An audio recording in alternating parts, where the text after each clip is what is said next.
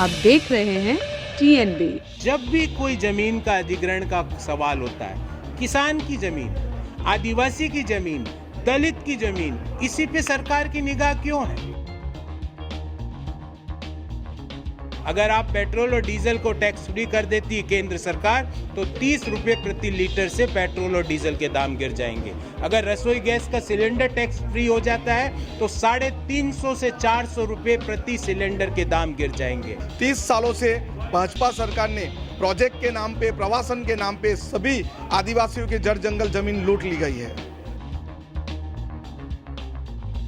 Professor Gaurav Vallabh इस वक्त हमारे साथ मौजूद हैं। सर, गुजरात के मुद्दे लगातार कांग्रेस पार्टी उठा रही है क्योंकि चुनाव होने वाले हैं इसी साल और प्रेस कॉन्फ्रेंस लगातार की जा रही है। जी, तो हमारा ये सवाल है कि पहले आपने आदिवासियों की जमीन हड़पने की योजना बनाई। जब वहाँ पे आदिवासी समाज ने इसका विरोध किया तो आपने उस योजना को वापस ले लिया। तो अगर योजना सही थी तो आपने इसको वापस क्यों लिया, और अगर योजना गलत थी तो शुरू में आपने क्यों बनाया? ये सवाल आप क्रोनोलॉजी समझिए, ये इस सरकार का बिहेवियर है। पहले बिना सोचे समझे वो योजना बनाती है, फिर उनको पॉलिटिकल गुणा भाग होता है तो उस योजना को वापस ले लेती है, फिर चुनाव के बाद वो योजना वापस आ जाती है।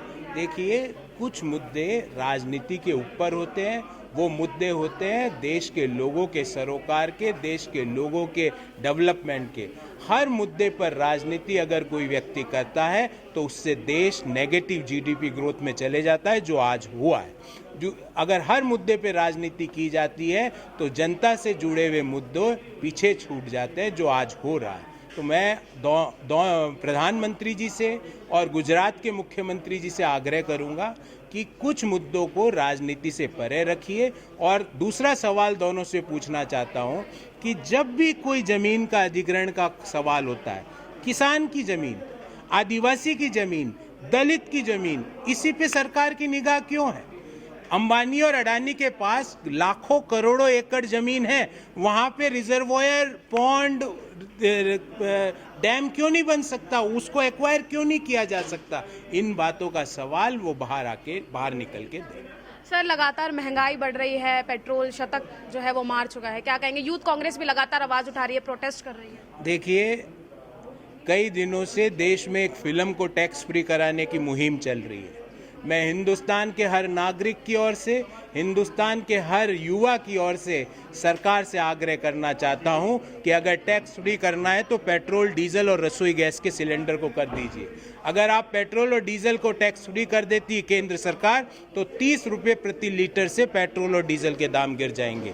अगर रसोई गैस का सिलेंडर टैक्स फ्री हो जाता है तो 350 से 400 रुपए प्रति सिलेंडर के दाम गिर जाएंगे। रही बात फिल्म देखने वाले टैक्स देके फिल्म देख लेंगे, पर जो रोज पेट्रोल भराने वाला नौजवान है, अपनी शिक्षा के लिए कॉलेज जाता है, अपने रोजगार के लिए ऑफिस जाता है, जो रोज बस में ट्रैवल करने वाला एक मिडिल क्लास आदमी, एक लोअर इनकम ग्रुप का आदमी है, उसके ऊपर जब पेट्रोल, डीजल और गैस सिलेंडर के दाम बढ़ते हैं तो चौतरफा महंगाई की मार पड़ती है। भले ही वो सब्जियां हो, भले ही वो फल हो, भले ही वो एसेंशियल कमोडिटीज़ हो, भले ही वो खाने का तेल हो, इनसे निदान दिलाएं। सर, आज सुबह एक ट्वीट भी हमने देखा है कि जिसमें कहा गया है कि दिल्ली पुलिस की मौजूदगी में केजरीवाल के घर के बाहर हमला हो गया है। और कल भी सर पटेल नगर से एक फुटेज सामने आ रही थी जिसमें बीजेपी कार्यकर्ता ने एक आम आदमी की जो महिला कार्यकर्ता थी उनके सर पे जो डंडा मार के उनका सर फाड़ दिया। मैं कांग्रेस पार्टी की ओर से सर्वप्रथम तो ये कहूँगा कि हम किसी भी प्रकार की हिंसा का पूरी ताकत से विरोध करते हैं, पर सवाल ये है कि आज ऐसी क्या समस्या उत्पन्न हो गई कि होल्डिंग कंपनी के गुंडे सब्सिडरी कंपनी के मुखिया के घर पे क्यों हमला कर रहे हैं? देश को दोनों होल्डिंग और सब्सिडरी के लोग बाहर आके ये बात बताएं। गुजरात से कांग्रेस के विधायक अनंत पटेल इस वक्त हमारे साथ बातचीत करने के मौजूद हैं। सर, आज प्रेस कॉन्फ्रेंस की गई, गुजरात के कुछ मुद्दे जो है आपने उठाए, हम जानना चाहेंगे सर क्या कुछ मुद्दे थे जो आज प्रेस कॉन्फ्रेंस में रखे गए? आदिवासी समाज के पार Tapi Narmada river link project केंद्र सरकार ने यहाँ पे घोषित किया है उसकी सिद्धांतिक मंजूरी यहाँ से मिल गई है। हमारे यहाँ भी गुजरात में भी बजट में 500 करोड़ डाल दिए गए हैं बजट में, और उसके खिलाफ हमने आंदोलन चालू किया है। क्योंकि जो भी आदिवासी की अस्मिता है, जो भी आदिवासी 5,000 से ज़्यादा फैमिली इससे विस्थापित होगी, वहाँ की जंगल की ज़मीन जाएगी, वहाँ के जंगल जाएंगे, उसके खिलाफ 5 नदियों का लिंक प्रोजेक्ट के खिलाफ हमने आंदोलन चालू किया है। 30 सालों से भाजपा सरकार ने प्रोजेक्ट के नाम पे, प्रवासन के नाम पे सभी आदिवासियों के जड़ जंगल जमीन लूट ली गई है। किस तरीके का आंदोलन सर किया जा रहा है? हमने हमारे एरिया में जहाँ जहाँ डिस्ट्रिक्ट में ये विस्थापित की हालत है, वहाँ पे हम प्रोग्राम कर रहे हैं। वो प्रोग्राम हमने 5 किए हैं। अभी हम ब्लॉक लेवल पे प्रोग्राम करेंगे, और ब्लॉक लेवल के प्रोग्राम के बाद हम गांव में जाएंगे। कब से चल रहा है ये प्रोटेस्ट और कब तक चलेगा? जब से यहाँ पे जो बजट में सीतारमन जी ने बात डाली है, तब से हमने आंदोलन चालू किया है। अभी 4 आंदोलन हो गए। 5वां आंदोलन 25 मार्च को हमने गांधीनगर में भी किया है। वहाँ पे भी ज़्यादा से ज़्यादा आदिवासी लोग वहाँ पे इकट्ठे हुए थे, और ये आंदोलन आगे ले जाने के लिए बात रखी थी। लेकिन भाजपा के यहाँ पे कई मंत्रियों ने ऐसा ऐलान किया है, ये प्रोटेस्ट को, ये प्रोजेक्ट को स्टैंड बाय किया जाए। लेकिन हमारी डिमांड है कि वाइट पेपर निकाला जाए और हर हमेशा के लिए इसको फुल स्टॉप दिया जाए। चुनाव आने वाले हैं गुजरात में, क्या लग रहा है इस प्रोटेस्ट से कितना असर जो है वो पड़ेगा? बीजेपी को कहीं ना कहीं जो है इससे नुकसान होगा?